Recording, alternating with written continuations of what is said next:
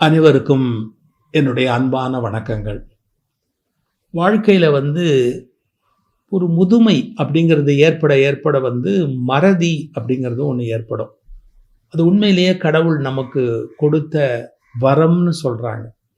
ஏன்னா எல்லாத்தையும் நாம் அப்படியே உள்ளே வச்சுருந்தோம் அப்படின்னு சொன்னால் நம்மளுக்கு மனம் விரும்பி போயிடும். ஏன்னா நம்முடைய மனம் குப்பை தொட்டியா என்ன எல்லாத்தையும் தூக்கி உள்ளே போட்டு வச்சுக்கிறதுக்கு?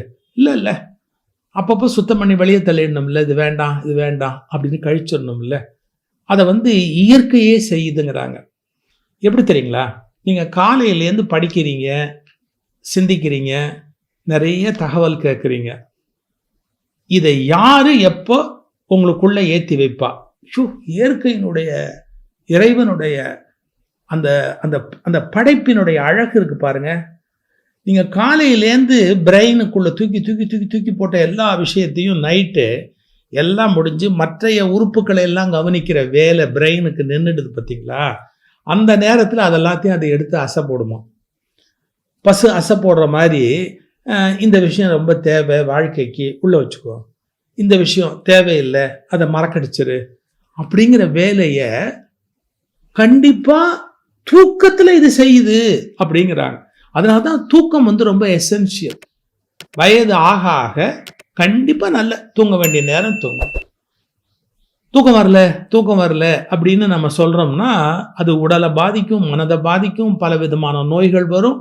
மன அமைதியற்ற ஒரு தன்மைக்கு நம்மளை கொண்டு போய் விட்டுடும். சரி, நான் சொல்ல வந்த செய்தி, நம்முடைய மூளை உறங்கும் போது ஒரு விதமான பணி செய்கிறது. எவையெல்லாம் நினைவில் வைத்திருக்க வேண்டும் என்ற பட்டியலை தருகிறது, எவையெல்லாம் மறக்கப்பட வேண்டும் என்பதை அது நீக்கி விடுகிறது. டெலீட். நம்ம உட்காந்து ஃபோனை பார்த்து பண்ணுறோம்ல, சில விஷயத்தை டெலீட் பண்ணிடுறோம், வேண்டாம் அப்படின்னு எடுத்துடுறோம்ல, அந்த மாதிரி வேலையை செய்யுது அப்படின்னு. இதில் என்ன ஆகுதுன்னு கேட்டிங்கன்னா, நாம் திட்டமிட்டு இது செய்து கொண்டிருக்கிற வரையில், நம்முடைய சொந்த பலத்தில் செய்கிற வரையில் சிக்கல் கிடையாது. இப்போ எங்களை மாதிரி பேச்சாளர்களுக்கு நினைவாற்றல்ங்கிறது ரொம்ப அதிகமாக தேவை. ஏன் அப்படின்னா, நாம் தவறுதலாக ஒரு தேதி சொல்லிட்டா அதை பல பேர் சொல்ல ஆரம்பிச்சிருவாங்க. இப்போல்லாம் அந்த காப்பி அடிக்கிறதுக்குன்னே பல பேச்சாளர்கள் பிறந்திருக்கிறாங்க. நீங்கள் என்ன சொன்னாலும் அப்படியே அதை வெரிஃபை பண்ண மாட்டாங்க. புத்தகத்தை எடுத்து அதை மறுபடியும் பரிசீலனைலாம் பண்ண மாட்டாங்க. நீங்கள் தப்பாக ஒரு செய்தி சொல்லிட்டீங்க அப்படின்னா அதை அப்படியே 10 மேடையில் சொல்ல ஆரம்பிப்பாங்க. 10 மேடையில் சொன்னால் அது 100 மேடைக்கு போகும். அப்படியே லட்சக்கணக்கான மக்களுக்கு அது அப்படியே போயிடும். அதனால ஒரு வருடம் சொல்லும் போதோ, ஒரு தகவல் சொல்லும் போதோ, அதில் ஒரு பெயர் சொல்லும் போதோ ரொம்ப கவனமாக நினைவோடு சொல்லணும். பல சமயத்தில் என்னதான் நம்ம திட்டமிட்டாலும் இதுக்கு நடுவில் இந்த டைப்பிங் மிஸ்டேக் மாதிரி தா அடிக்கும்போது கா விழறது, கா அடிக்கும்போது தா விழறதுங்கிற மாதிரி சில நேரங்களில் பேசுகிற வேகத்தினால உண்மையாவே மனசுல நினைச்ச பேர் வேற ஒண்ணா இருக்கும், வாயில விழுந்த பேர் வேற ஒண்ணா இருக்கும். இவைகள் எல்லாமே பேசுகிறவர்கள் கவனமாக கையாளணும். பேச்சாளருக்குன்னு இல்லை, நட்பு உறவு எல்லாத்தையுமே காப்பாற்றுறதுக்கு நம்முடைய டிஸ்கஷன்ஸ்ல கூட அதை ரொம்ப கவனமாக நாம கையாளணும்.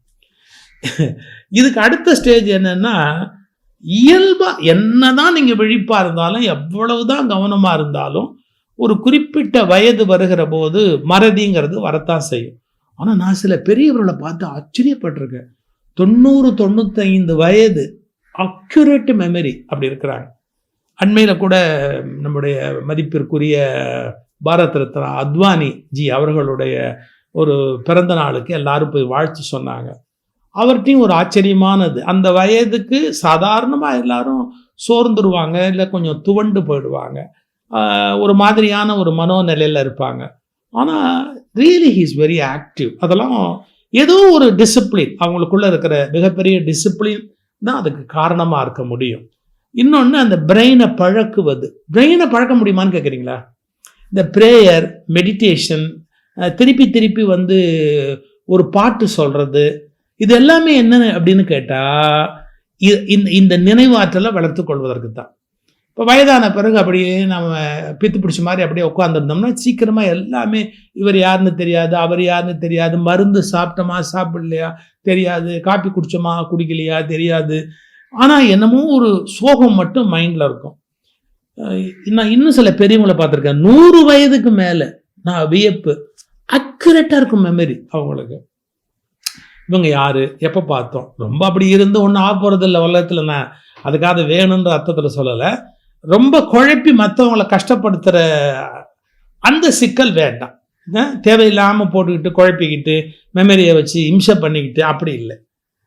வினோபா கீதை பேருரைகளில் ஒரு சொல்கிறாரு தன்னுடைய பாட்டியை பற்றி.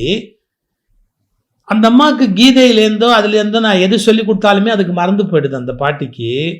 ஆனால் சின்ன வயசில் நடந்த சண்டையெல்லாம் நல்லா ஞாபகம் இருக்குன்னார். எப்போவோ போட்ட சண்டை, தனக்கு துணி வாங்கி கொடுக்கும்போது விலை குறைச்சலாக வாங்கி கொடுத்தது, அப்புறம் தன்னை சாப்பாடு போடாமல் யாரோ அவமானப்படுத்தினது, இந்த மாதிரி விஷயமெல்லாம் நல்ல நினைவில் இருக்கும். அவங்கள நான் என்ன பண்ணுறது அப்படின்னு வினோபா பேசுகிறார். இப்போ இந்த மாதிரி ஒரு செய்தி எப்போவுமே தெங்கச்சி பாணியில் நம்ம அணுகிறது தான் நல்லாயிருக்கும்.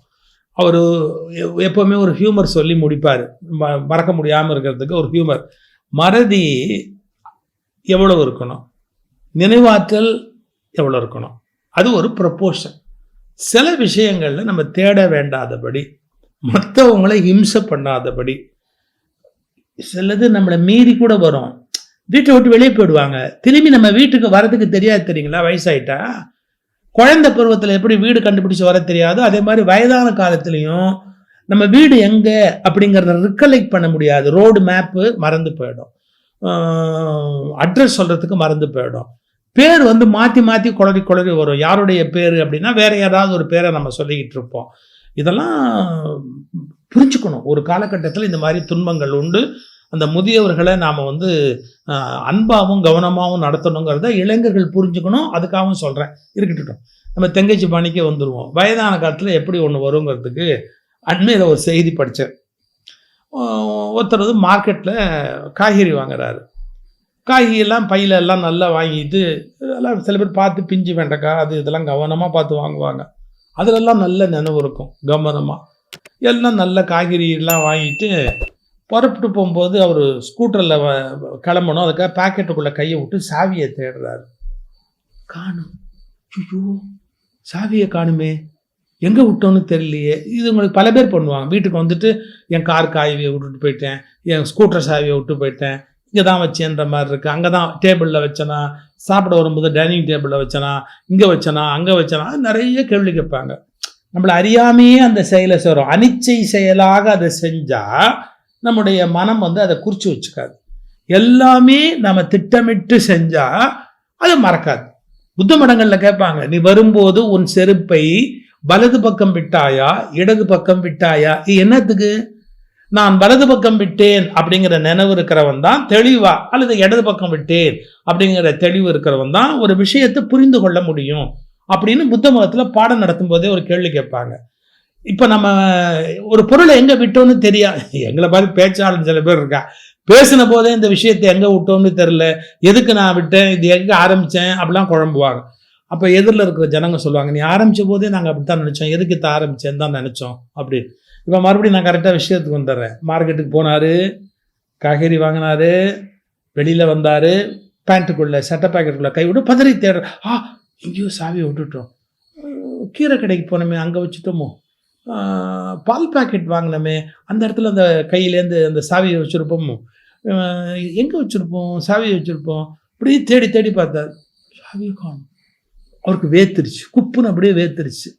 ஒரு நிமிஷம் அப்படியே யோசிச்சார், பெரிய பிரச்சனையாயிடும், ஸ்கூட்ரு நம்ம தொலைச்சிட்டோம் அப்படின்னா வீட்டில் போய் சொன்னால் நல்லா இருக்காது, சண்டை வரும், என்ன பண்ணுறது அப்படின்னு தெரில.